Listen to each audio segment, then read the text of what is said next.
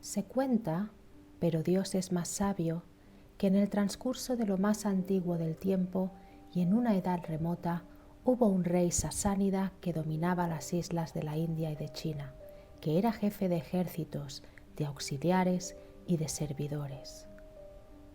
Tenía 2 hijos, uno mayor y el otro menor, pero ambos eran buenos caballeros y héroes, por más que el mayor aventajase al menor en estas cualidades. Este heredó el país y gobernó con justicia entre sus súbditos, por eso los habitantes de las posesiones de su reino le amaban. Se llamaba el rey Sarillar, su hermano menor se llamaba Sazamán y era el rey de Samarcanda. El bienestar duró largo tiempo en ambos países, pues cada uno de ellos permanecía allí gobernando con justicia a sus súbditos, y así transcurrió un lapso de 20 años en que sus vasallos vivieron en el bienestar y el desahogo. En estas circunstancias, el hermano mayor deseó volver a ver a su hermano pequeño, por lo cual mandó a su visir que se fuera de viaje y regresase en su compañía. El visir obedeció y viajó sin cesar hasta que llegó a su destino sin tropiezos. Recibido en audiencia por Sazamán, lo saludó y le informó de que su hermano estaba ansioso de verlo y que deseaba que lo visitase. El rey escuchó complacido, aceptó la invitación y se preparó para el viaje. Mandó sacar sus tiendas, sus camellos, sus mulos y sus auxiliares y delegó las prerrogativas regias en su visir. A continuación, emprendió la marcha hacia los estados de su hermano. Pero cuando llegó la medianoche, recordó un objeto que se había olvidado en su palacio y regresó. Entró en su alcázar y encontró a su esposa durmiendo en el lecho conyugal, abrazada a un esclavo negro. Cuando se dio cuenta, perdió el mundo de vista y se dijo: si esto ocurre cuando apenas acabo de abandonar la ciudad, ¿qué hará esa libertina cuando lleve algún tiempo junto a mi hermano? Al hacerse esta reflexión, desenvainó la espada y dio muerte a los 2 en el mismo lecho, regresando enseguida al campamento, donde dio órdenes de emprender la marcha. Viajando sin cesar, llegó por fin a la ciudad de su hermano. Este le salió al encuentro, lo recibió y lo saludó, demostrándole cuán enormemente le alegraba su llegada. Engalanó la ciudad y lo sentó a su lado, hablándole con efusión, pero el rey Sazamán recordaba lo que había sucedido con su esposa, por lo cual la tristeza que se había apoderado de él iba constantemente en aumento. Su tez palidecía cada vez más y su cuerpo adelgazaba. Cuando su hermano se dio cuenta de todo ello, pensó que se debía a lo alejado que estaba de su país y de su reino, por lo cual no le preguntó por las causas del estado en que se encontraba. Un buen día le dijo: «Hermano mío, te veo débil y pálido». A lo que el otro respondió: «Hermano mío, en mi interior hay una herida». Pero no le refirió lo que había visto hacer a su esposa. Sarillar le dijo: «Querría que vinieras conmigo de caza, tal vez tu pecho respire». Pero Sazamán rechazó la invitación y su hermano se fue solo. En el palacio real había unas ventanas que daban al jardín de su hermano. Estaba mirando por ellas cuando vio que la puerta del palacio se abría y salían 20 jovenzuelas y 20 esclavos. La esposa de su hermano estaba entre ellos. Era hermosísima, muy bella. Avanzaron hasta llegar a una fuente y allí se quitaron los vestidos y se sentaron. Entonces la esposa del rey gritó: «Masud». Enseguida, un esclavo negro se adelantó, la abrazó y la poseyó. Lo mismo hicieron los restantes esclavos con las jovenzuelas y no dejaron de abrazarse y de besarse hasta que el día se desvaneció. Cuando el hermano del rey vio aquello, exclamó: «¡Por Dios! ¡Cuán ligera es mi desgracia comparada con esta!». El insomnio y la pena que lo agobiaban desaparecieron en el acto. Exclamaba: «Esto es más gordo que lo que a mí me ha ocurrido». Desde aquel momento comió y bebió. Cuando regresó su hermano de la cacería, se saludaron y el rey Sarillar se dio cuenta de que el rey Sazamán había recuperado el color, de que sus mejillas se habían sonrosado y de que volvía a comer con apetito, después de una temporada de desgana. Se asombró de todo esto y le preguntó: «Hermano mío, antes te veía con la tez amarillenta, pero ahora has recuperado tu color habitual. Cuéntame lo que te ha ocurrido». «Te contaré lo que me hizo palidecer, pero dispénsame de referirte por qué me he recuperado». «Bueno, cuéntame primero la causa del cambio de tu color y de tu debilidad, te escucho».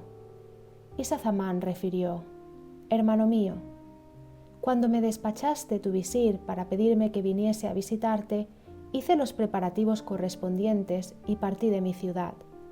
Más tarde recordé que la joya que te he regalado había quedado olvidada en mi palacio. Regresé y encontré a mi esposa que yacía junto a un esclavo negro. Estaban durmiendo en mi lecho conyugal y los maté. En este estado de ánimo vine a tu encuentro, pensando continuamente en lo acontecido. Esta fue la causa de mi palidez y de mi debilidad.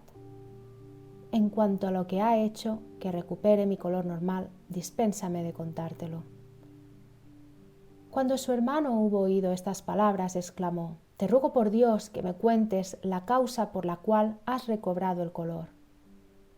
Sazamán, ante su insistencia, le contó todo lo que había visto. Sarillar le dijo entonces a su hermano Sazamán: «Quiero verlo con mis propios ojos».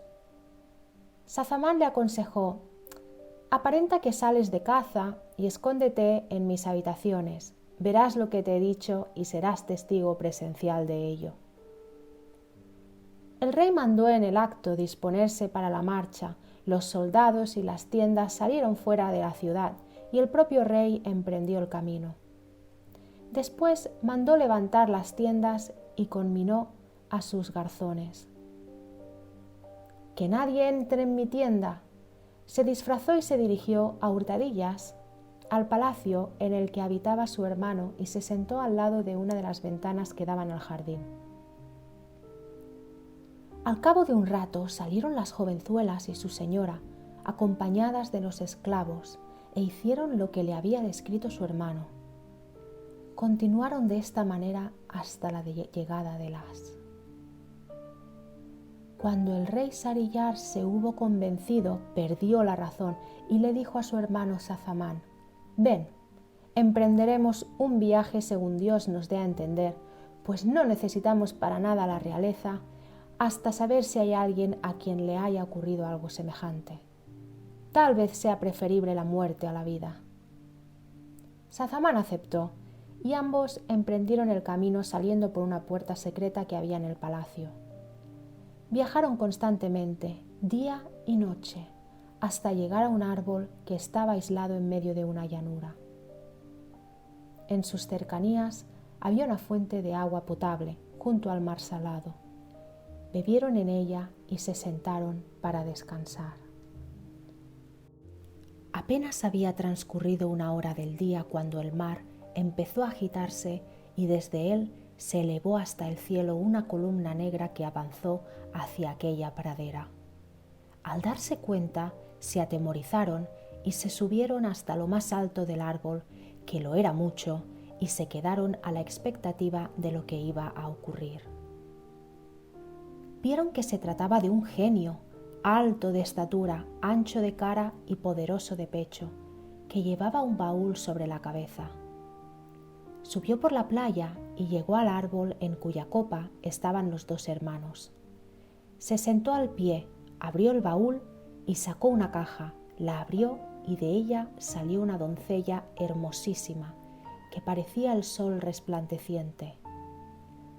Como dijo el poeta: «Ella apareció entre las tinieblas y en el acto resplandeció el día, su luz ilumina las auroras. Cuando ella aparece, de su resplendor toman la luz los soles y las lunas el brillo. Las criaturas se postran cuando ella aparece y los velos se desgarran. Los relámpagos de su mirada hacen caer, como cae la lluvia, las lágrimas de los amantes. Cuando el genio la vio, dijo: «Oh, señora de las sederias, a quien rapté en la noche de bodas, quiero dormir un poco». A continuación, el genio apoyó la cabeza en las rodillas de la muchacha y se durmió. Ella levantó entonces la cabeza del genio de encima de sus rodillas, la dejó en el suelo, se plantó debajo del árbol y les dijo por señas: «Bajad, no temáis a ese efrit». «No, Dios te proteja, dispénsanos». «Os lo digo, o bajáis o despierto el efrit en un prejuicio vuestro, ya que os matará de mala manera». Estas palabras les atemorizaron y descendieron. La joven se plantó delante de ellos y les dijo: «Alanceadme con un potente lanzazo.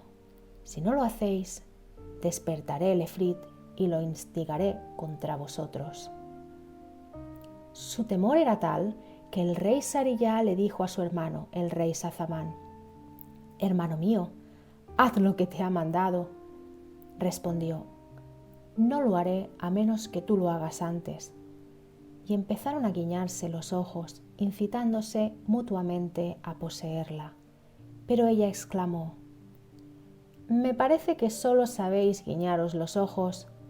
Si no os adelantáis y pasáis a los hechos, despertaré el efrit y lo instigaré contra vosotros». El temor que les inspiraba el genio era tal que hicieron lo que les mandaba. Cuando hubieron terminado, les dijo: «¿Sois expertos?». Sacó de su bolsillo un saquito y de él un collar que les mostró. Contenía 570 anillos. Les preguntó: «¿Sabéis qué es esto?». Respondieron: «No, no lo sabemos». Entonces ella les explicó: «El dueño de cada uno de estos anillos me ha poseído sin que este cornudo de efrit se enterase. Dadme vuestros respectivos anillos, ya que sois los últimos». Se los entregaron y añadió: «Sabed que este efrit me raptó la noche de mi boda, que me colocó en la caja y que guardó esta en el interior del baúl, el cual cerró con 7 candados. Me depositó en el fondo del tumultuoso mar, donde rompen las olas. Pero no sabe que cuando una mujer desea algo, lo consigue. Por eso dijo el poeta: «No te fíes de las mujeres, no des crédito a sus promesas. Su contento o su enfado depende de su sexo. Te demuestran falso cariño, la perfidia está en el interior de su traje. Ten presente la historia de José y defiéndete de sus engaños. ¿O es que no sabes que el demonio sacó a Adán del paraíso por su causa?». Cuando oyeron estas palabras, quedaron admirados y se dijeron: «Si a este, que es un efrit, le ocurren cosas mayores que las que nos han ocurrido a nosotros, bien podemos consolarnos». En el acto se separaron de ella, regresaron a la ciudad del rey Sariyá y entraron en su alcázar. El monarca cortó la cabeza de su esposa, así como de las jovenzuelas y las de los esclavos. Desde entonces, el rey Sariyá, todas las noches, tomaba una joven virgen, la desfloraba y al día siguiente la mataba. Así fueron las cosas durante un lapso de 3 años.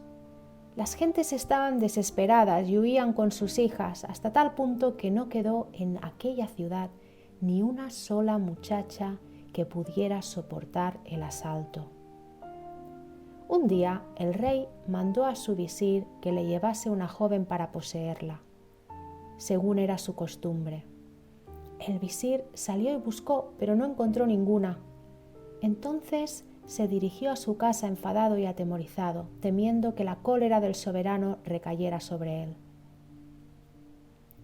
Este visir tenía 2 hijas, ambas muy hermosas. La mayor se llamaba Sarazad y la menor Duñazad. La primera había leído libros, historias, biografías de los antiguos reyes y crónicas de las naciones antiguas. Se dice que había llegado a reunir 1000 volúmenes referentes a la historia de los pueblos extinguidos, de los antiguos reyes y de los poetas. Sarazá le dijo a su padre: «¿Qué te ocurre que estás descompuesto, preocupado y afligido? ¿Alguien ha dicho sobre esto los siguientes versos? Di a quien soporta una pena no es eterna. De idéntica manera a cómo la alegría se va, parecen las penas». Cuando el visir oyó a su hija, le refirió lo que le había ocurrido con el rey, desde el principio hasta el final. Ella le dijo: «Por Dios, padre mío, cásame con ese rey. Si vivo, todo irá bien, y si muero, serviré de rescate a las hijas de los musulmanes y seré la causa de su liberación». «Por Dios, no te arriesgues». «Es necesario que lo haga.